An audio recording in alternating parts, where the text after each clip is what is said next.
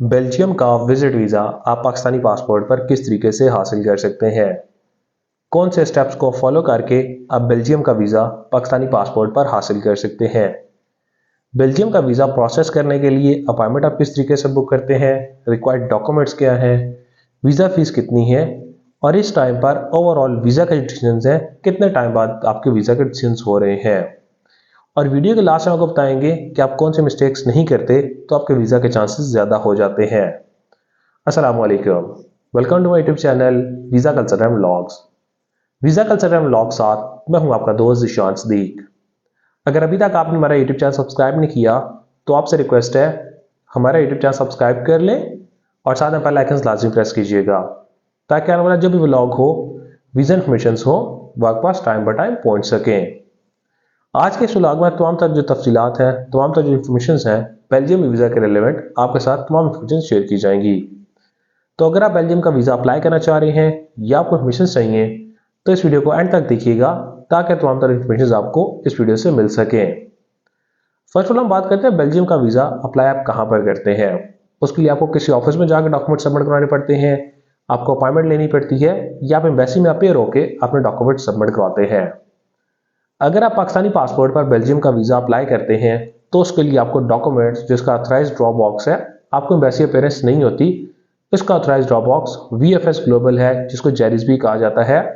इस्लामाबाद, लाहौर, कराची तीनों सिटीज़ में वीएफएस के ऑफिस है।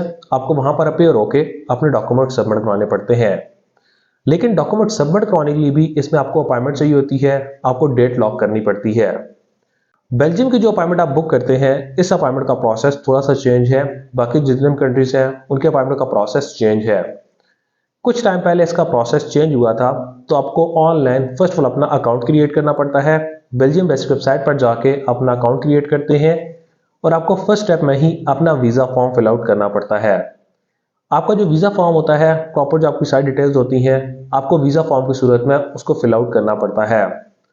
प्रॉपर जो आपकी आइडेंटिटी डिटेल्स होती हैं वो आप ऐड ऑन करते हैं। आपके पासपोर्ट की डिटेल्स होती हैं, आईडी कार्ड की डिटेल्स होती हैं। देन उसके बाद आपके सोर्स ऑफ इनकम की डिटेल्स होती हैं कि आप पाकिस्तान में जॉब करते हैं, बिजनेस करते हैं, वो डिटेल्स आप ऐड करते हैं।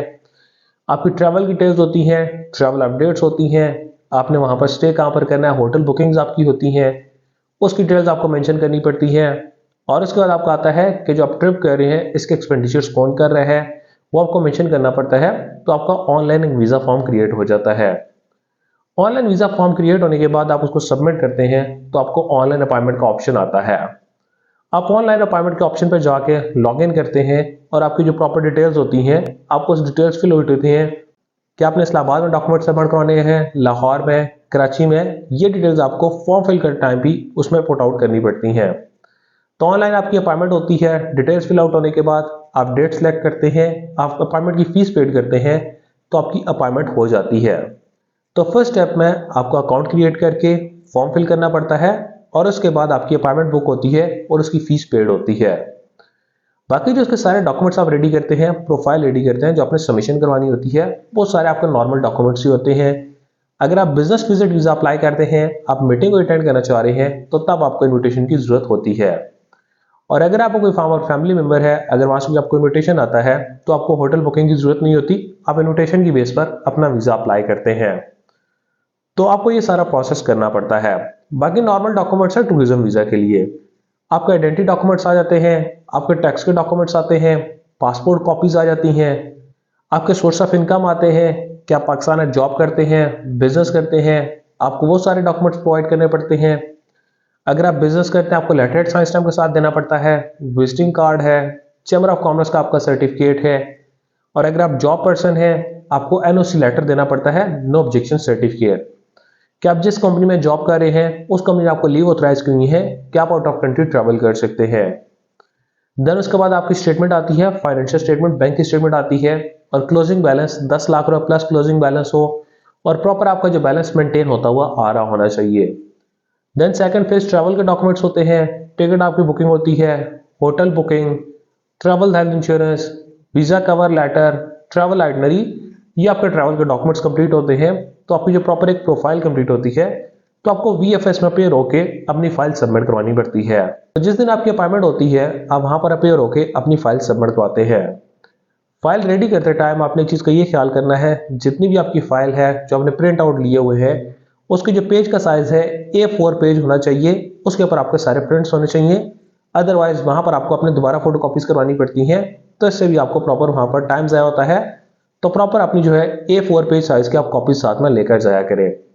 आप वहाँ पर अपने रोके अपनी फाइल सबमिट करवाते हैं। जो एम्बेसी की फीस है 90 यूरो एम्बेसी की फीस है जो आपको पेड करनी पड़ती है। और अगर आपकी ये जो फैमिली के मेंबर्स छोटे हैं 6 साल से 12 साल के दरमियान, उनकी 45 यूरो है। और अगर कोई छोटा बच्चा आपके साथ है जिसकी एज 6 साल से कम है, उसकी एम्बेसी की फीस नहीं होती। तो आपको वहाँ पर डॉक्यूमेंट सबमिट हो जाते हैं, फिंगरप्रिंट्स होते हैं और वहाँ पर आपकी फीस पेड हो जाती है। फीस पेड होने के बाद मैक्सिमम जो टाइम है 4 से 6 हफ्ते के अंदर आपके वीज़ा के डिसीजन होते हैं। कभी अगर आपका पासपोर्ट वेरिफिकेशन में चला जाए, आपकी डॉक्यूमेंट्स की वेरिफिकेशन ना हो, तो 2 से 3 महीने भी इस पर लग जाते हैं। लेकिन 4 से 6 हफ्तों के अंदर आपके वीज़ा का डिसीजन होके आपका पासपोर्ट वापस आ जाता है। तो ये सारे स्टेप्स होते हैं जिनको आप फॉलो करके बेल्जियम का वीज़ा पाकिस्तानी पासपोर्ट पर अप्लाई करते हैं। और अब हम बात करते हैं, अगर आप बेल्जियम का वीज़ा अप्लाई कर रहे हैं तो किन चीज़ों का आपको ख्याल करना चाहिए। अगर आप बेल्जियम का वीज़ा अप्लाई कर रहे हैं, प्रॉपर जो आप online visa form fill out करते हैं, बहुत ज़्यादा लोग इसमें ये होता है कि फेक इन्फॉर्मेशन प्रोवाइड करते हैं।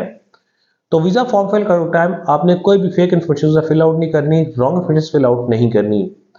प्रॉपर जो आपकी ट्रैवल अपडेट्स हैं वो आपने सेलेक्ट करनी है, जो आपकी होटल बुकिंग है उसके मुताबिक आपको करना है। और वीज़ा फॉर्म फिल करते टाइम आपने इसका ये ख्याल करना है कि आपको इस्लामाबाद, लाहौर, कराची कहाँ पर डॉक्यूमेंट सबमिट कराने हैं, वो भी ऑप्शन आपको इसमें चूज करना पड़ता है। तो प्रॉपर जो आपकी ऑथेंटिक इन्फॉर्मेशन होती हैं, आप उस ऑथेंटिक इन्फॉर्मेशन के बेस पर अपना वीज़ा फॉर्म फिल आउट करें। देन प्रॉपर अपने ट्रैवल के डॉक्यूमेंट्स अच्छे तरीके से रेडी करें।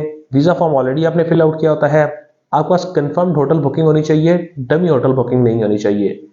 फाइनेंशियल के डॉक्यूमेंट्स आपके स्ट्रांग होने चाहिए। और अगर आप जॉब पर्सन हैं, प्रॉपर सैलरी अकाउंट में आ रही हो, सैलरी सिर्फ आपकी वेरीफाइडेबल हो सके, जो आपको एनओसी मिला हुआ है वो एनओसी आपका वेरीफाइडेबल होना चाहिए। और अगर आप बिजनेस करते हैं, आपके बिजनेस के प्रॉपर डॉक्यूमेंट सारे होने चाहिए। चैम्बर ऑफ कॉमर्स होना चाहिए, चैम्बर ऑफ कॉमर्स का अगर आपके पास कार्ड है वो आप ऐड ऑन कर सकते हैं। प्रॉपर आपके टैक्स रिटर्न्स हो, तो तब आपके वीज़ा के चांसेस अच्छे होते हैं कि आप बेल्जियम का वीज़ा पाकिस्तानी पासपोर्ट पर हासिल कर सकते हैं। तो इन सारे स्टेप्स को फॉलो करके आप बेल्जियम का वीज़ा पाकिस्तानी पासपोर्ट पर हासिल कर सकते हैं। तो अगर आप बेल्जियम का वीज़ा अप्लाई करना चाह रहे हैं, या आपको वीज़ा अपॉइंटमेंट चाहिए, या आपको वीज़ा की और इन्फॉर्मेशन चाहिए, तो स्क्रीन पर दिए कॉन्टैक्ट नंबर पर आप हमारे साथ रब्ता कर सकते हैं। अदरवाइज आप हमारा विजिट कर सकते हैं। Kamal express and holders private limited, Islamabad D Chowk हमारा ऑफिस है। तो आप हमारा विजिट कर सकते हैं ताकि हम आपको ट्रैवल से रिलेटेड बेस्ट सर्विसेज प्रोवाइड कर सकें। Thank you so much.